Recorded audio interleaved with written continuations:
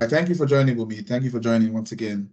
Yeah, really, a great pleasure to have you here with us. The pleasure is all Yes, mine. and Thank you.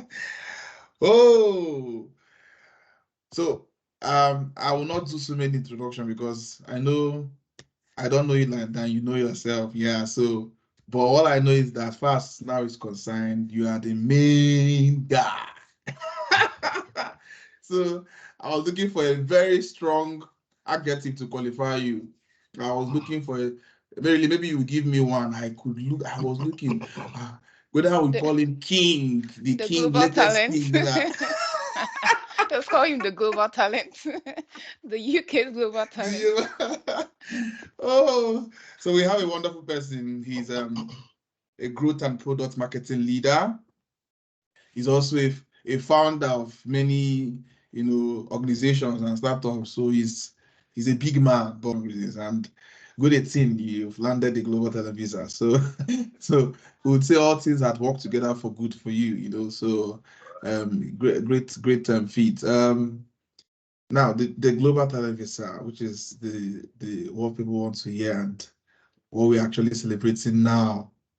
Um, Receiving the endorsement, the journey to the endorsement. Like I know a little of how it started. Hey, and now it's a miracle.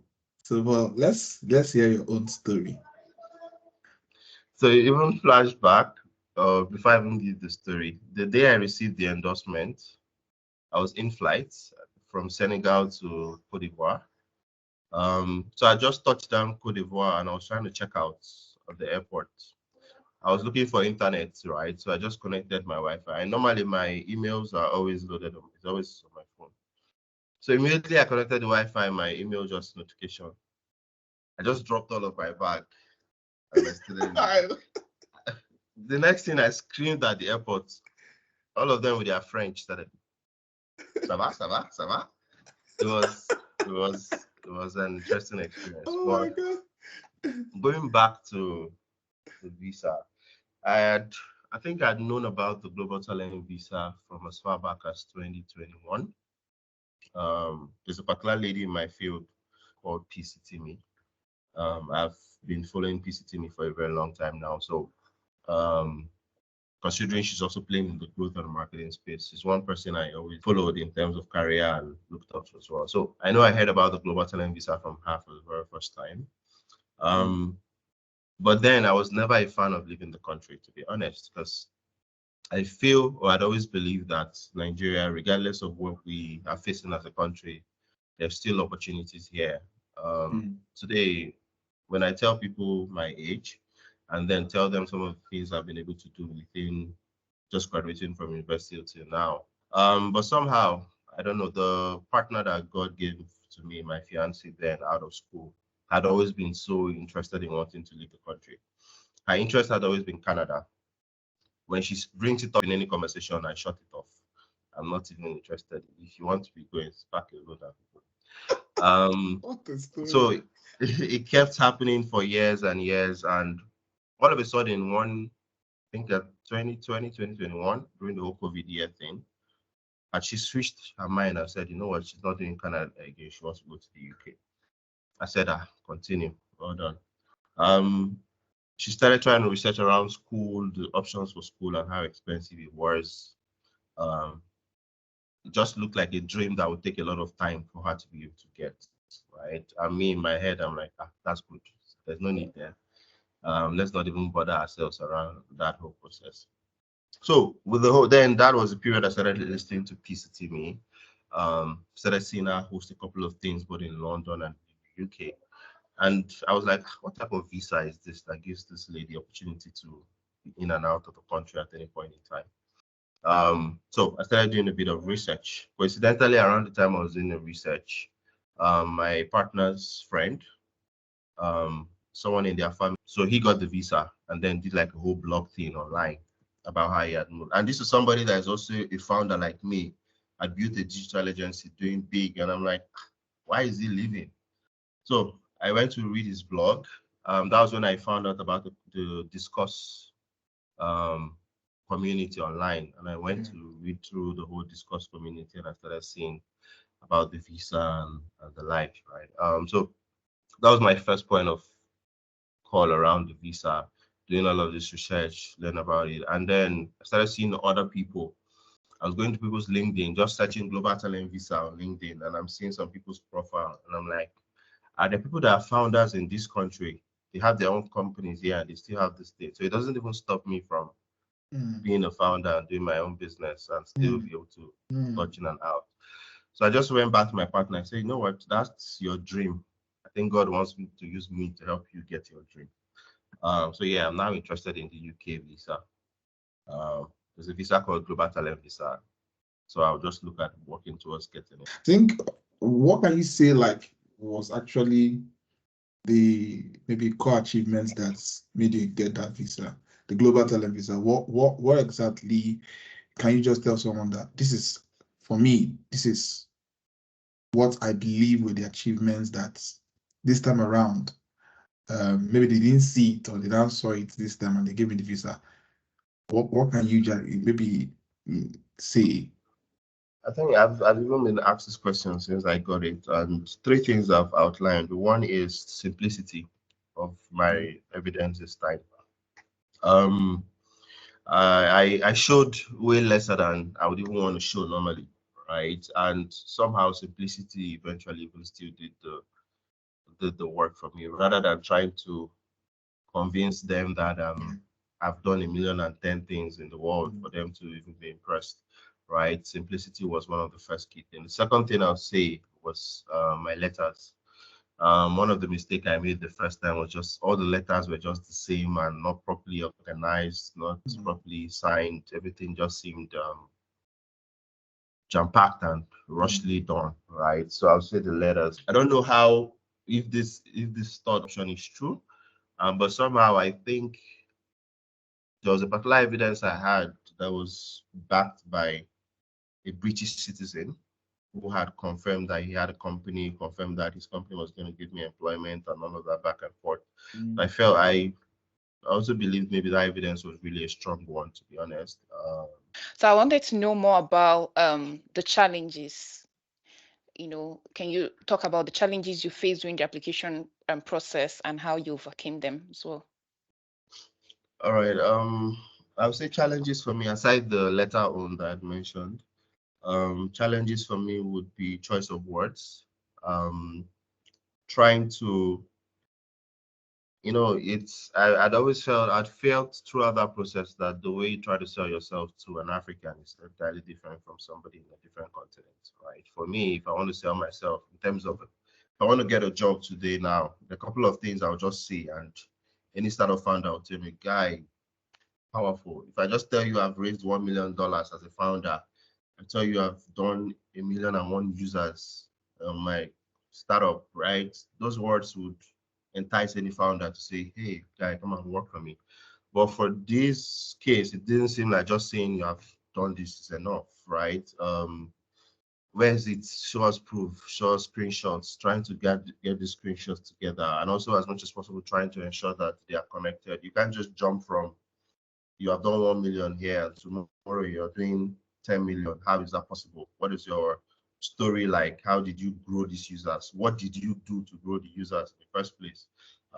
What type of marketing? What's the architecture of the marketing? Put all of those screenshots, put all of those success stories, and then trying to even still get feedback from these people again that you claim you've gathered, your customers, feedback, right? That was also another challenge I had. So I would say yes, trying to generate those evidence with a success story around it would be one of the challenges. Another challenge I would say is trying to self determine which evidence carries more weight than the other. I think one of the good things I know you guys also did was to, at the beginning, was ask me to break down everything one by one, and you gave your score red or green and all of that. That also helped me overcome or make my choices on that end.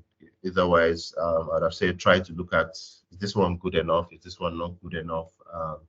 Was a bit of a challenge too. And then I would say maybe this would go back to the very first time. trying to look for things you've done in the media space that you were not even taking account for in the first place. I'll say go back to the first time because it was the first time I had that issue. But since I'd already tried to get it during the first trial, it was easy to just pull it back again when I was trying this application. But trying to get all of these things was key. And I think I would just say I'm blessed. I thank God for the kind of roommates and friends I had in university. Made me interested in doing stuff on the paper, newspaper articles, and all of that right from university days.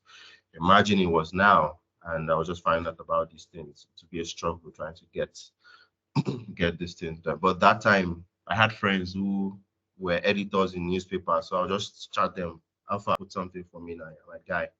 And I just felt I was doing this thing just for, just to have small pride that this newspaper carry me. Oh, nice. I don't know that eventually it would become a success that I could use to get this global talent visa. All right. Last challenge would probably be personal myself. So it's more of a mindset thing, right? Convincing myself that Bumi, you deserve to do this thing again and you're doing it right this time. I think I know when we had one of the last set of meetings, I asked you, do you think this thing is even good enough for me to go ahead and submit? And you did not say yes or no. I don't know why. You said you had asked me, do I think I followed all of the procedures and all of that properly? And I said, I think I did, right? So you said, then it's a no-brainer that we can go ahead to submit. So that mindset shift to give myself a chance again to try it out, I would say was a good one. Yeah, I know it's not always easy to go a second round. That very first hit for some persons is just like, maybe this is not for me. So to actually take that courage to try again is really a lot. And I know you did mention, yeah, but one thing I want to understand as well is you have like this lots of skills, lots of experience. Did you also have any challenge in really positioning yourself towards a particular skill set? Because I know for the global talent visa, you need to take a position, let's say your dominant skill, dominant experience, and you really put yourself in that light. Did you have any of that challenge, given you have experience in the data side, the social media, marketing, growth, and all that? Did you have any initial challenge? How do I position myself? How do I pitch myself for this application? I think I had that challenge at also the first trial time. The challenge was more of, do I apply on the ground of a founder over a skilled business person? Because I'd looked at a couple of companies I founded that I felt these guys have done well. I've even eventually sold one. So I felt the need to apply as a founder. But where I eventually changed my mind was when I was going through some of the experiences on people on discourse, and I started hearing founders that are doing millions of dollars and they're rejecting them. And I'm like, it's as if these people don't want, if you are rich, they will not look at your face. So it's not the criteria for them. And I'm like, okay, maybe I should come in from the perspective of a business person that again is building up his career path, right? So when I got there again, the second question was data or growth. I had to go and list all of my experiences in the data field, and then I also did the same thing, trying to compare it with the growth and marketing field. And I saw that I had more successes in growth and marketing. So I just felt, okay, you've had more successes here. Why don't you just go ahead? Now, the disadvantage to that was the growth and the data option was much longer, more than 5 years. So it would have given me the chance to have gone for not a promise now, but for a talent. And that would have been much better. But I had to decide, am I ready to sacrifice lesser evidences that I can't really prove because I want talent? Or why don't I just go for the one I can prove with success? And I just go for the promise option. So at the early stages, I had to make the decisions, and eventually I just said. And for you, yeah, this is an opportunity, definitely, the global talent visa. how are you intending to utilize this opportunity, to further your career goals? I know your goals are massive, so big and all that, especially now you have that platform, you have the UK, you have access to, what really are the, what are you thinking in terms of utilizing the opportunity that this Glotale visa would bring to you? So first things first is, I think the most happiest part for this visa for me is my partner. That I could be able to help her fulfill that long-term goal of leaving the country, and even making it on a much more sweeter path than having to have gone through the pain of getting the school route and paying through all the fees that is captured in that whole process. So this ease that I'm bringing, or that visa brings for her, is one of the things that will make me happy in the first place. Career-wise, the goal for me is actually I was talking to someone the other day and I said, I want to work with one of these big names in the tech space. For the next 1 or 2 years, I don't think I want to do anything entrepreneurship in the UK. I still have friends that were pushing a couple of accelerators in the UK and asking me to apply. And I said, no. I want to work with the big names, the Facebook, the Google, the Microsoft, these guys that I want to have that experience working with these multinationals, because that experience I can bring that back into whatever startup I put myself into again in the next future. And I'm sure it's going to be a very big plus for me. So that's one of the key things I'm looking at with this, that access to be able to do this core stuff with some of the big guys, right? The second one is around mentorship. Mentorship to help a lot of my contacts that are trying to set up in the UK. I know like 3 or 4 companies owned by my friends who are set up in the UK today, and they're trying to balance their way out to still do both the UK and the African trade. So I'm glad that opportunity will be able to, this visa will give me the opportunity to help them do this as well. And then lastly is the freedom of the visa in terms of work hours, right? I can work for as long as, I don't have any restriction in terms of how long I work per day.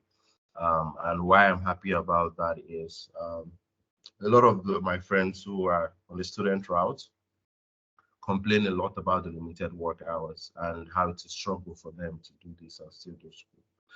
Right? I'm glad this visa does not limit me to that level. It gives me the opportunity to work more, make more money. The UK it's a straightforward system. The more you work, the more money you make, right? And I want to make more money so that I can live a much more comfortable life. So I would say those are like some of the big wins I would say this visa gives me an opportunity to access. Yeah, thankfully we have just 24 hours a day, so you don't get to work 28 out of 24. Okay, so yeah, I know the first time you applied, you applied on your own. Of course, you got support from friends, like you mentioned, some persons who provided you some guidance, and then this second time you applying, you were working with us at Glotale. So how would you say, or in what ways did our expertise and guidance really contribute to your success? Yeah, one of the things you guys really helped me do was structure, to be honest. I look back today and I tell myself, to be sincere, if I tried it again by myself, I don't think I'd have been able to properly structure it the way you guys did, right? And the structure you had put in place made me start thinking far of the possibilities of where I can go in terms of my evidences, where I can go in terms of my letters, right? So I'll say you guys helped me get that structure and made me think far in terms of the possibilities of evidences that I can get. I'll say secondly, you guys also gave me the power to see. I keep saying this, the importance of simplicity. Even post the visa, I think that has also affected my own personal work life, right? I've had to remove a lot of things from my LinkedIn right now. The only things on my LinkedIn right now, only things that can influence my work role in getting a good job in the UK. I've seen the importance of going straight to the point and hitting things clearly on the head when trying to communicate something to people. So I'll say that is also one of the things you guys help me structure as well. Then I'll say you helped me validate that I'm actually proper talent globally. Last week I was rewriting my CV, UK standard, and I just hit my chest and I said, "Mommy, what's in Nigeria and in the UK? You get mouths. You're a CV is strong." talent. And I just laughed about it and I said, oh, it's one of those amazing things. I'll say the structure, the possibilities of seeing further. Now I'm even thinking, come on, which country is there that has visa? I can collect your visa. There's nothing Let's you guys go. there's nothing you guys can do. I can clear your visa and I'll pick it up, right? So that's seeing far in terms of how much I can get in terms of evidences, in terms of possibilities. I would say that structure was there as well. And then the mindset shift. So I had a friend who was telling me, come and stay with me for 1 month. But for me, it's not easy getting a job here. I said, do you know the type of visa I'm on? I'm on global talent visa. I'm not speaking the same faith people are speaking about not getting job. I will get it from here, said before I even get to that place. So that possibilities, I'll say, is one of the things I've really appreciated from working. And again, I still go back to simplicity, whole simplicity thing, putting your best foot forward as minimal as possible. It doesn't have to be so loud and so choky and so just because you're trying to convince somebody. Sometimes the clear fine prints, people will read it and would clearly see what's value you bring, and that's all. So I know there's so many persons out there, who are aspiring to apply for the Global Talent Visa, or really beyond Global Talent Visa, maybe talent mobility. They're thinking about some opportunities they want to access in maybe other countries as well. What advice are you going to give to those professionals? Maybe you might have them in your circle or beyond. What advice would you give to them with respect to this aspiration to apply for the Global Talent Visa or similar schemes? All right. For me, first thing is don't just basically think everybody wants to japa. Let me just japa. There has to be like a goal with this whole visa. The Global Talent Visa, yes, it's an opportunity for you to go and build up something outside the country, but it gives you that free liberty compared to every other visa in the UK that you can use to do a lot of other things apart from just thinking japa as a core thing for you. So that would be the first mindset for me. Secondly, is don't think it's not possible for you, right? First place, I'll say don't ever doubt. Now anybody that tells me, even if you don't have, I'll say you can do it. The the the worst thing is you probably need more time to properly build out the evidences. If you don't have it now, you need more time, 6 months, 12 months. But you can't just say you don't qualify at all in the first place. Anybody and everybody can. So I'll say that's the second thing I would advise. Don't take your mind off it from the first instance out of worry.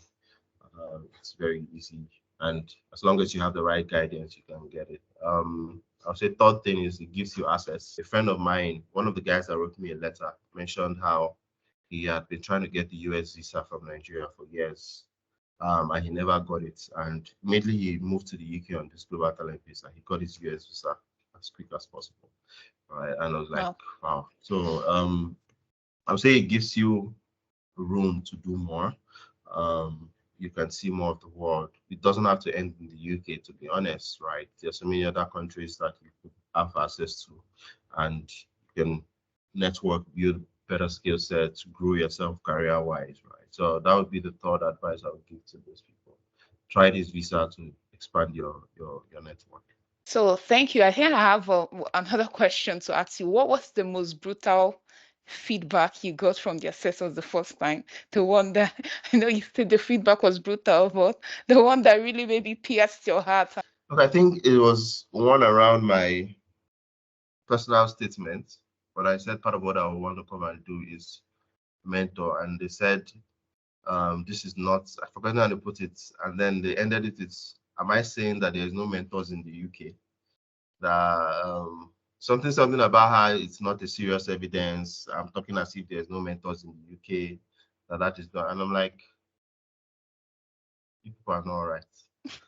I think that would be the most brutal. How do you think then that feedback, how did it play?